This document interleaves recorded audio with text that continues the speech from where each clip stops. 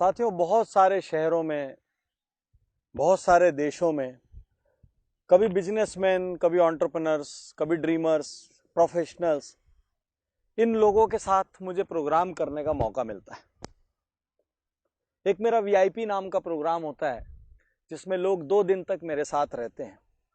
जब मैं उनको दुनिया में बहुत सारे लोगों की सक्सेस हैबिट्स बताता हूं तो अक्सर मैं देखता हूं कि वो कहते हैं, सर सबकी परिस्थिति एक जैसी थोड़ी होती है।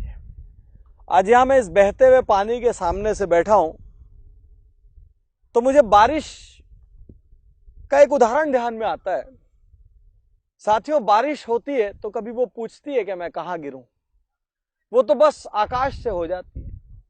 वो घर की छत पे गिरती है, वो सड़क पे गिरती है, वो आपकी कार पे गिरती है, वो एक मैदान में गिरती है, वो एक ऐसे खेत में गिरती है जिस खेत को जोता नहीं गया है, और वो एक ऐसे खेत पर गिरती है जिस खेत को पूरा जोत के सींच के तैयार किया गया हो, गुड़ाई करके जुताई करके तैयार किया गया हो। मैं आपसे पूछना चाहता हूं कि आखिर फसल कहां पर उगती है? कभी आपने सुना है कि किसी घर की छत पे बारिश गिरी और फसल उग गई? किसी कार की छत पे बारिश गिरी और फसल उग गई? किसी प्लेन मैदान में बारिश गिरी और खेत लहला उठा? या किसी बंजर खेत जिसको तैयार नहीं किया गया उसमें बारिश गिरी और फसल हो गई? साथियों, फसल खाली वहीं होती है जिस खेत को बारिश को पाने के लिए तैयार किया जाता है। यदि खेत तैयार नहीं होगा और वहां पे बारिश गिर जाएगी, वो जगह दलदल में बदल जाएगी।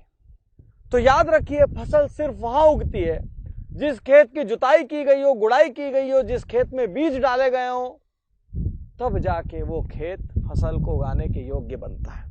यदि सिर्फ बारिश की इतनी हैसियत होती कि वो फसल उगा देती तो साथियों अपने सिर पे फसल उग जाती जहां बारिश गिरती है। सिर्फ बारिश की इतनी औकात नहीं है, उस बारिश को पाने वाले की हैसियत क्या है। आज मैं यहां से अपने क्रांतिकारी विचार आपसे बांट रहा हूं। क्या आपको लगता है कि हर सैटरडे को मेरे मोबाइल ऐप उज्जवल पार्टनी पर लाखों लोगों तक के विचार पहुंचते हैं? व्हाट्सएप से करोड़ों लोगों तक के विचार पहुंचते हैं? क्या सबका जीवन बदलता होगा? नहीं। क्या आधों का जीवन बदलता होगा? नहीं। मुझे यह कहने में कोई अफसोस नहीं है। क्या 25% का जीवन बदलता होगा? नहीं। जीवन बदलता है सिर्फ 5-10% लोगों का, उन लोगों का जो इसको स्वीकार करने के लिए तैयार है, जो इसको एक पिक्चर का शो मान रहे हैं, जो इसको एक अच्छी क्लिप है मान रहे हैं। उनके साथ कुछ नहीं होगा। जिनको ये सुनने के बाद बेचैनी हो जाए, जिनकी नींद उड़ जाए, वो परेशान हो जाए, वो रास्ते ढूंढने लग जाएं, वो योजना बनाने लग जाएं, उनके में बरकत होगी। तो याद रखिए, परिस्थितियां कुछ नहीं होती। मैं बता रहा हूं, एक जैसी परिस्थितियां 10 आदमी को दे दी जाए तो क्या 5 साल बाद वो एक जैसी तरक्की किए हुए मिलेंगे? एक माता पिता की मान लीजिए 3 संतान है, तीनों ने सेम चक्की की रोटियां खाई है, तीनों के लिए माता पिता रात को जगे हैं, तीनों के लिए अपने बजट में से कटौती करके उन्होंने सुविधाएं दी है, तीनों को एक जैसे स्कूल में भेजा है, एक जैसे कॉलेज में भेजा है, सब कुछ एक जैसा किया, तो क्या तीनों बच्चे बराबर तरक्की कर लिए? नहीं। किसी एक बच्चे पे माता पिता को गर्व होता है, कोई एक औसत होता है, और किसी एक के लिए पूरी जीवन भर वो चिंता करते रहते हैं। क्यों? जब घर एक था, जब परिस्थिति एक थी, जब आटा और चक्की एक थी, जब खाना एक था, जब कपड़ा एक था, जब घर का एनवायरनमेंट एक था, तो तीनों बच्चे एक जैसे क्यों नहीं हुए? आज मैं यहां आपको बताना चाहता हूं, जितने भी लोग परिस्थिति का रोना रो रहे हैं, वो असली में अपने आप का सामना नहीं करना चाहते।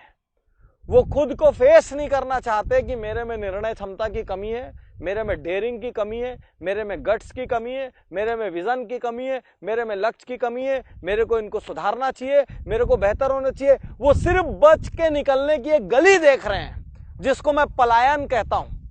वो पलायन करने का रास्ता ढूंढ रहे हैं और इसीलिए परिस्थिति पे डाल रहे हैं। यदि परिस्थिति सब कुछ होती तो इस दुनिया में सिर्फ अमीर अमीर होता और गरीब गरीब होता। किसी गरीब को अमीर बनने की अनुमति नहीं होती। एक भी सक्सेस स्टोरी संसार में नहीं बनती, क्योंकि जो जिस माहौल में वो हमेशा वैसा रह जाता। लेकिन नहीं, यहां बड़े के छोटा बनने की भी स्टोरी है और छोटे के बड़ा बनने की भी स्टोरी है। ये स्टोरियां कैसे पैदा होती है? परिस्थिति होती और वही सब निर्णय करती, ऐसी कोई स्टोरी पैदा नहीं होती। ये स्टोरी इसलिए पैदा होती है क्योंकि हम तय करते हैं, परिस्थिति चाहे जो भी हो, हम उसमें कैसा निर्णय लेंगे।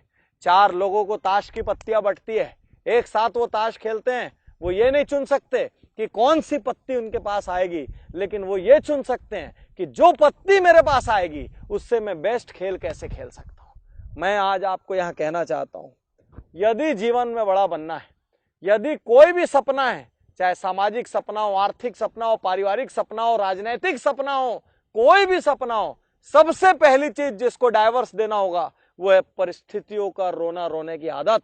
जो शक्तिशाली होता है वो ना तो बहाना बनाता है ना रोना रोता है, सीना ठोक के सामना करता है, जाके भिड़ता है, टकराता है, या तो परिस्थितियों को चकनाचूर कर देता है, नहीं तो नया रास्ता अपनाता है और अपनी मंजिल को हासिल करता है। रोना बंद करिए।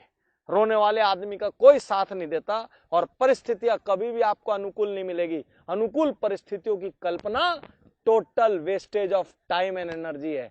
आज अभी यहां निर्णय लीजिए और सिर्फ एक चीज याद रखिए, चीजें वही बड़ी होगी जिन पे काम किया जाएगा। आप चाहे लाख रोते रहें, दुनिया में कुछ नहीं बदलेगा। शुक्रिया, धन्यवाद, थैंक यू।